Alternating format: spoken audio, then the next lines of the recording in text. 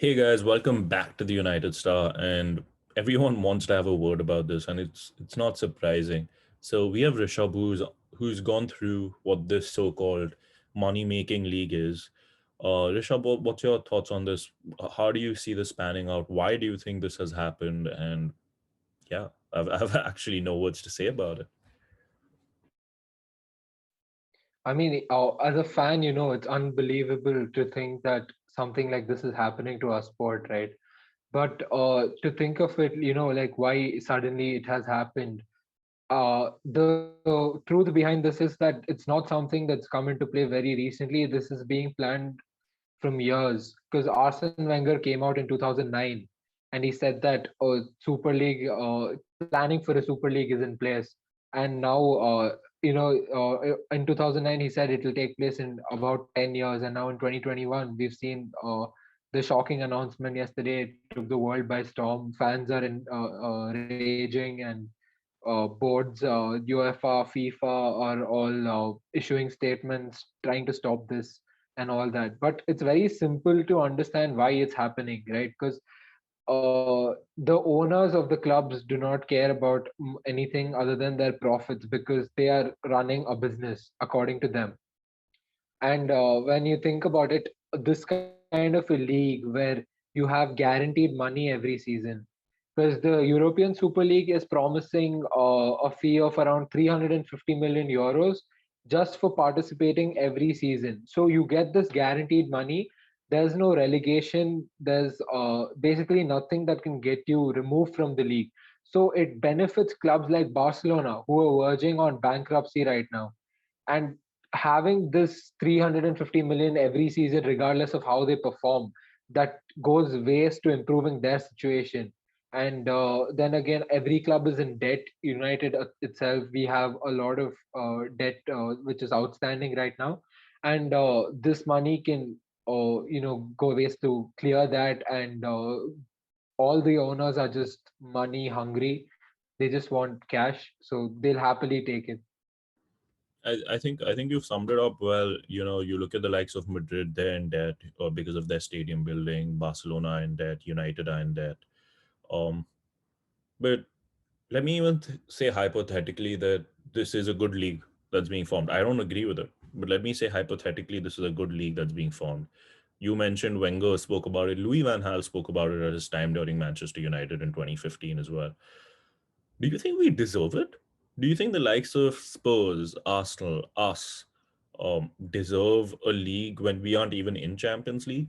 And if we're talking from a historical point of view, do the likes of City, Arsenal, deserve it? They've just come out. Why are they getting into this so-called elite league? That being said, I'm completely against it. But this is just a factor of money. Whoever is the richest club is being able to get into the league, don't you think?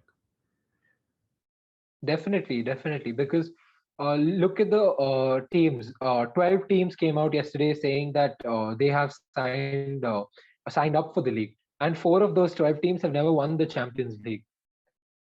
Arsenal are being called so-called European, one of the so-called European elite clubs. They've just drawn to Fulham at home.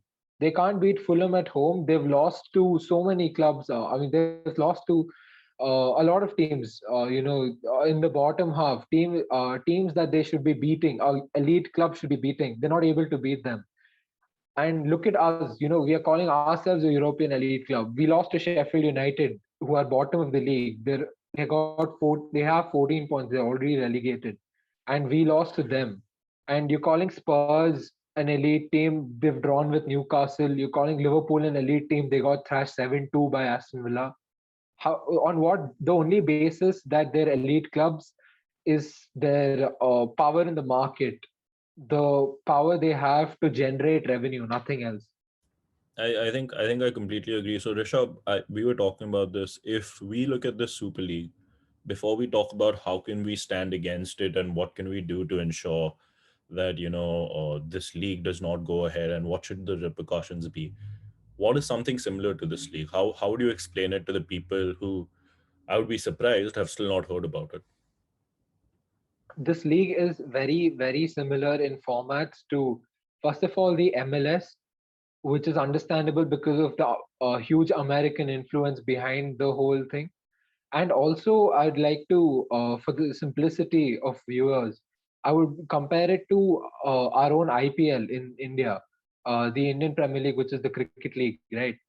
And this format, what it does is it completely takes out the merit factor. You qualify for the Champions League based on merit. You qualify for the Europa League based on merit. Look at Arsenal this season. They're not even in a Europa League place right now. They have not earned a Europa League place, and they somehow expect to be in this European Super League.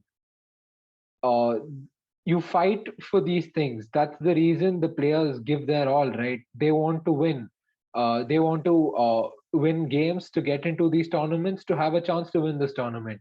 Now, say if this your league is formed, and Arsenal knows that they have no chance of winning this league anyway, so why would they? They don't. They know that if they lose, if they finish bottom in the group stages, nothing happens to them. They come back next year. They can play again next year. What drives them to win this? Nothing. It's just it completely takes out the passion factor, the work hard factor from football, and the players who play the sport. They've all worked hard. They've worked their way up here, all coming from humble beginnings. Like how Mesut Ozil summed it up. They players dream about World Cup finals, about Champions League finals, not to win a Super League.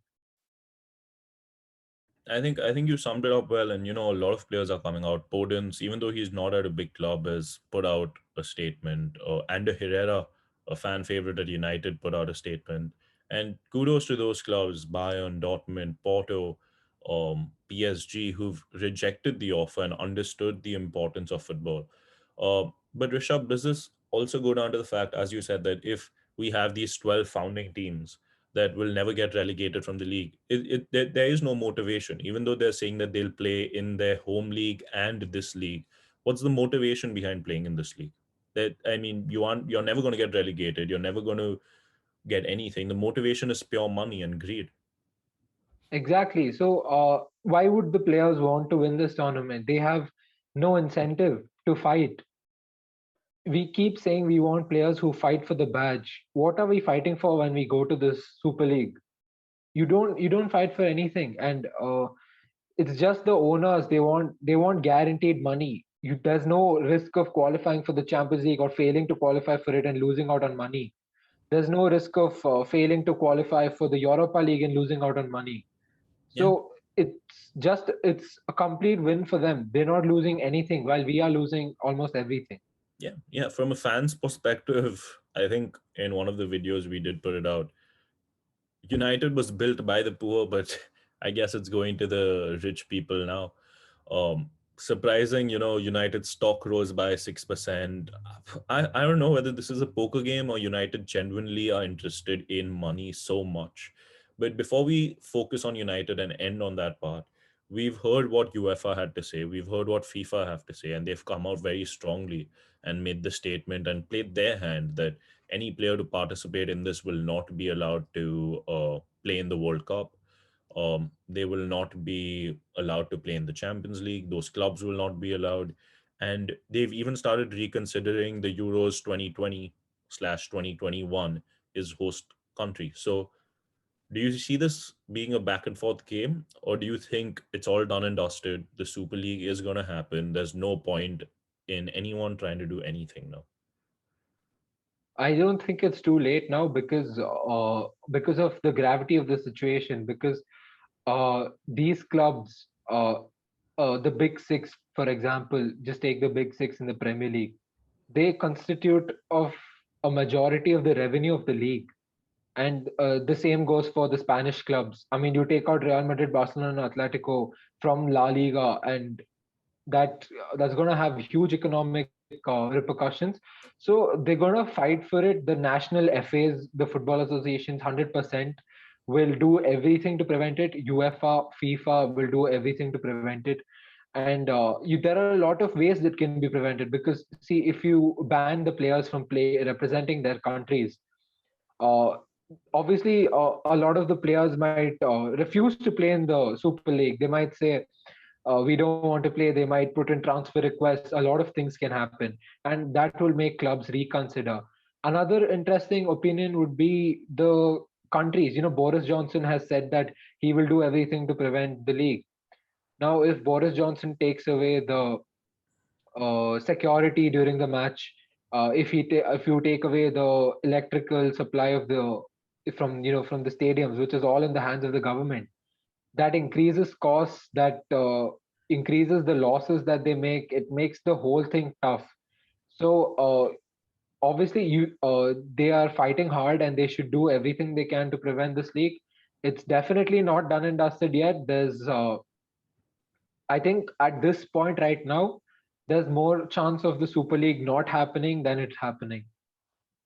And that said, the fans are a major factor again, because it's our game. If we don't watch the Super League, what are they going to do? They can't do anything about it.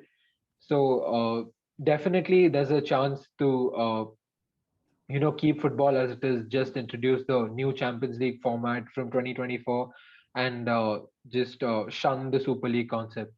I think that sums it up well. But I'm going to be honest. I've said it very. I've been very outspoken about it. If this Super League does not happen, repercussions need to take place. The Big Six need to be punished. And when I say Big Six, let me be more clear: the current Big Six. And I don't even believe few of these teams in the Big Six are the Big Six. But these teams need to be punished. Point deduction, put them into the championship. Send them out of the league. I don't know. You can't win the league for the next 5 years. God knows what.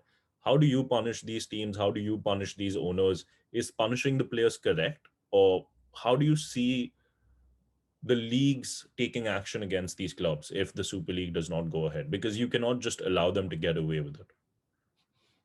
Punishing the players would be very, very harsh, because they have nothing to do with this. I am pretty sure, I'm 100% sure, not one player, not one manager would have been consented before the team signed up for the league.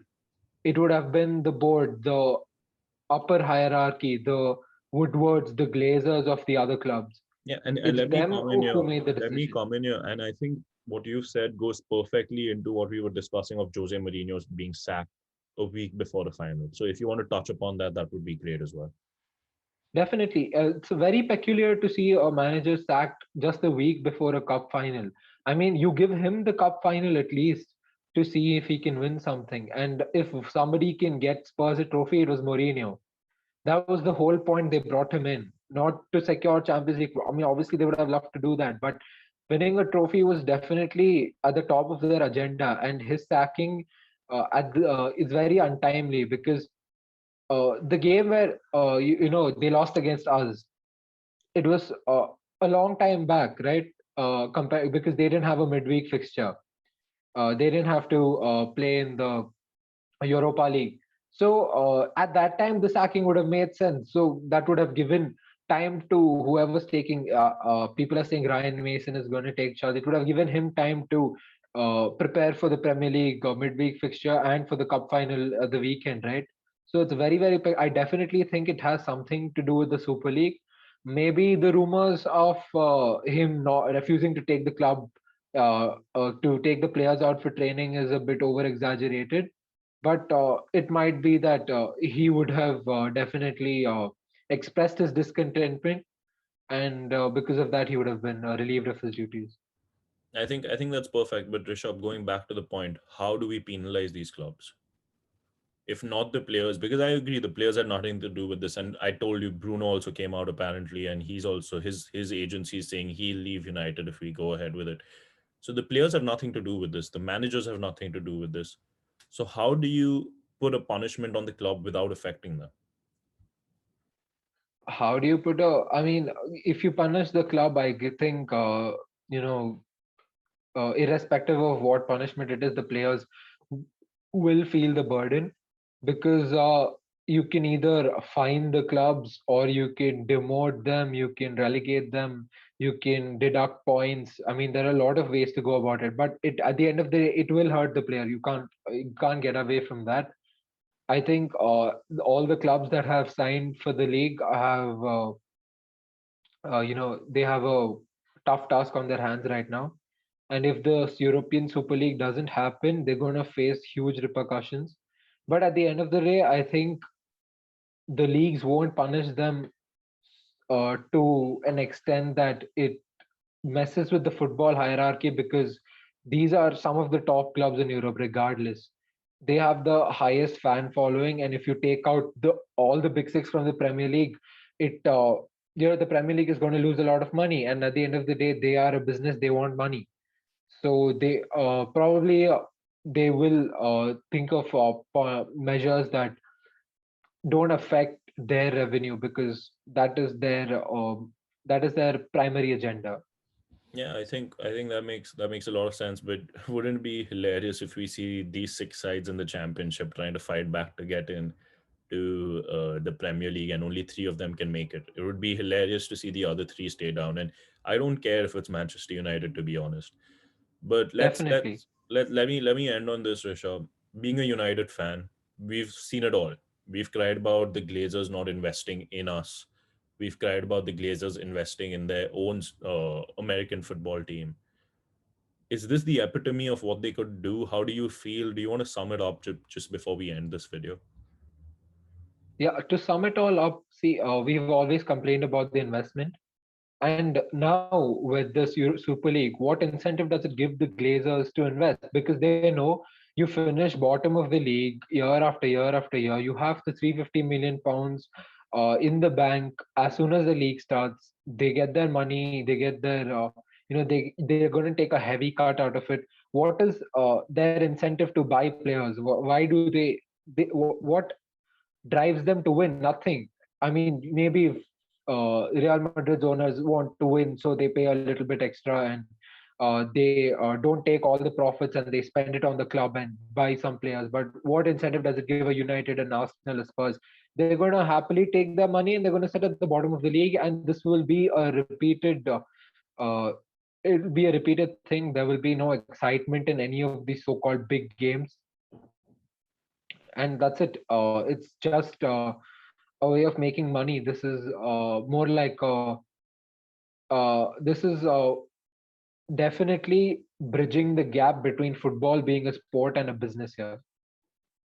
Yeah, I think you've summed it up well, and I think UEFA and FIFA and all the other leagues will take their necessary actions. And as fans, it's time to come together. I mean, whether you're a Manchester City fan, a Liverpool fan, a Spurs fan, a Chelsea fan, any club that is part of this so-called Super League, it's time for us to come together and stand by what we think is football and how we've grown up seeing football, and understanding the morality and concepts of it. But guys, that's Another about it. thing is, Yeah, yeah. I would like to touch upon another thing. Like what the Super League does is it deprives us of all the underdog stories that we have cherished over all these years. The Leicesters, the Ajaxes, the And let me whatever, remind you, every underdog that has ever been. The Spurs reaching a Champions League final. That is an underdog Definitely, story. yeah. uh, all we be deprived of all of that, and it's just that at this point you can't support your club because it's not your club anymore. If you support any of the clubs that have signed up, it's not your club. They've taken it. It's the owners. They've taken it away from you, and it's time to fight for the sport and not for your club. Leave I your think club in the corner. Support the sport. I think that's spot on. So guys, we'll keep updating you with this so-called crazy league that's being formed. But until then, we'll see you next time.